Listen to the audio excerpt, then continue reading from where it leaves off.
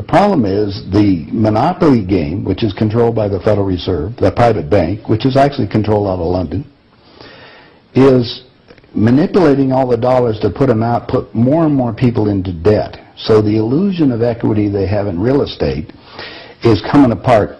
The players that are analyzing everything are expecting massive foreclosures next year and the beginning of what we call the recession it's going to be worse than 29.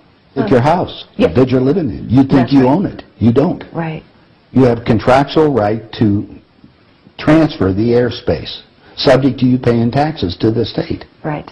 Or the Global 2000 discussions that we had. The real problem that they have, as Kissinger says, is there are just too many people on the planet. And 40% of the world, 2 billion of us, exist on less than $2 a day.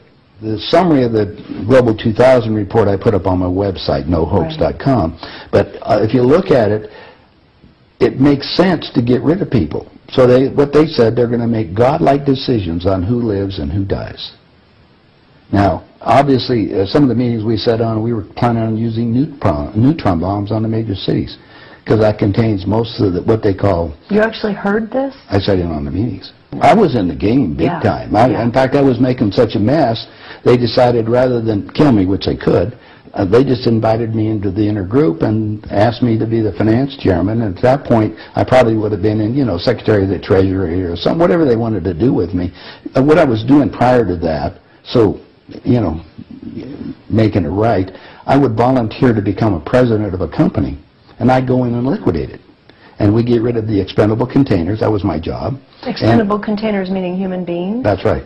Yeah, it's amazing. That's well, really that was inside vernacular, wasn't it? Yeah. Oh, well, that's what we used at that time. Yeah. I mean, it went from there to useless eaters today, so you're happy with it, you're a human resource. So, which, all you are is part of the commodity, even in the business sense. You look at it, you have a cost. Labor, what is labor? Yeah. Human resource. Right. When you're going to put together some kind of product. Well, the inside of the game, when we started to use neutron bombs, today they figure that biologicals are much cheaper. Mm-hmm. They're still planning on, the plan is to get a war started in the Middle East.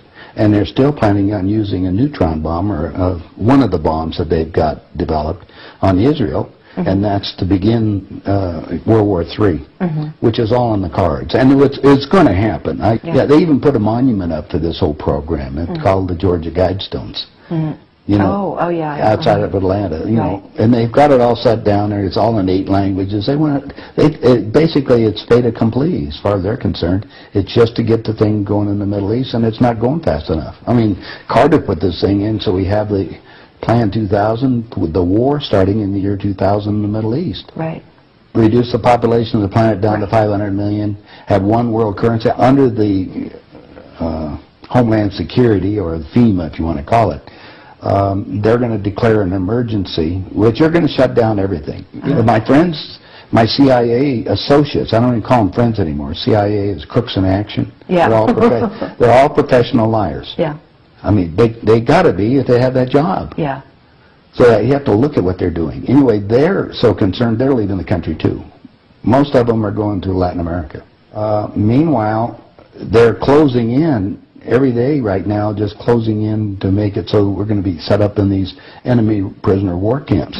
I published a book. It's called Chaos in America. Mm-hmm. In it, I was asked to build an enemy prisoner war camp. I put the contract in this book. So you can read it for yourself. This is in downtown Las Vegas, right on the railroad tracks. It says enemy prisoner war camp. They're all on top. And they're building them all the way across the United States right now. Bush signed an executive order taking the old forts and the army places that we shut down to get those organized to hold the so-called dissidents. Now, what's the definition of a dissident? And the problem is that we're going to enslave ourselves, because most of the people want to keep having food coming in, and you're going to follow the line. You're just walking yourself into your own prison camp. Then we're going to come down to the extermination, just like World War II. Right. Well, Phil and I have lectured together. I know Phil Snyder. He's dead now. Yeah, I know he's dead. And so what about what he was saying about the number of bases at that time? I think it was 129 bases before he died. Underground had already been built. Is that all for the elite? Yeah. Really? What are they going to do with the rest of the people? They just get rid of them, leave them above ground and be radiated. Now, my son happens to be a nuclear physicist. Mm-hmm. Spent the last 3.5 years in a secret city in Russia. They're about 12 years ahead of us. They have 22,000 nuclear warheads. And of course, we're the target. The Soviets have 3 nuclear submarines on the west coast and 3 on the east coast. They're about 2 football fields in length, 5 stories tall, and they all are nuclear power and aimed at our major cities. West Coast gone. Well, because the plan is the northern hemisphere is where they're going to release the nuclear bombs, and the theory was that the winds from the North Pole that are coming down, because that's increasing drastically, will go to the equator, and there will be very little spillover because of the reverse of the winds, because of the southern hemisphere. So therefore, the nuclear radiation here will be a lot more than the southern hemisphere. And this is a fait accompli, you believe? Oh, they think so. Oh, yeah, they think they've won. That's the reason why they don't bother about me talking about it. They don't care whether you know or not. What are you going to do about it? And you have no idea what China is until you go over there for yourself. With 1,300,000,000. You understand? Almost, well, a little over 4 times our population. Right. It's, you know, I spent some time over there and I had some government friends.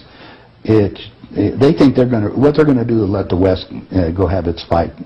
And then they want to clean up. They say it's been 5,000 years. We want to run the world when we get through. And what they're doing? Acquiring all the assets. They figure that Canada and the United States, the property there will, the food growing areas will be enough to take care of their people. And that's what they're looking at. Why are they? I mean, they bought so oil. the U.S. will become a resource. Yeah. Whatever's left of it. Whatever's left of it. Yeah.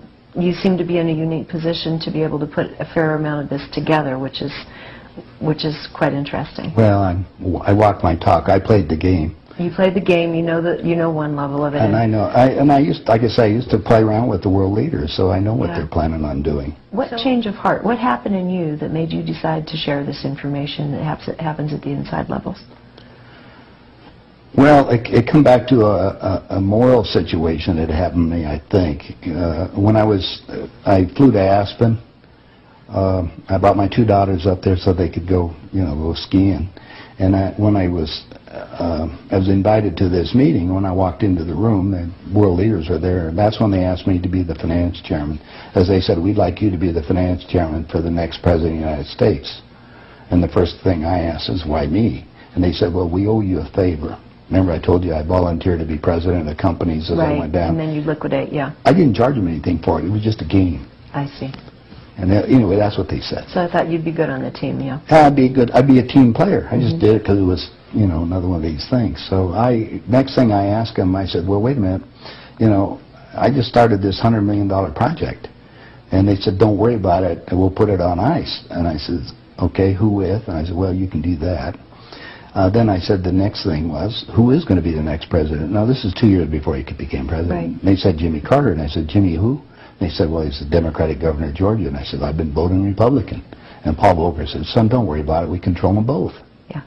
And I said, well, I got the next question is, what does a finance chairman do? I haven't been doing that. I've been playing all this other stuff. They said, will you sit down with Ted? And so I sat over with Ted Kennedy. He's sitting right next to me. And Ted and I are, he's just joking. He says, George, you're going to love this job. You're really good with money. We're going to send you out to all the state Democratic functions to raise money for the National Democratic Party. And he said, you're going to meet some real foxy ladies. And just then, my daughter walked in.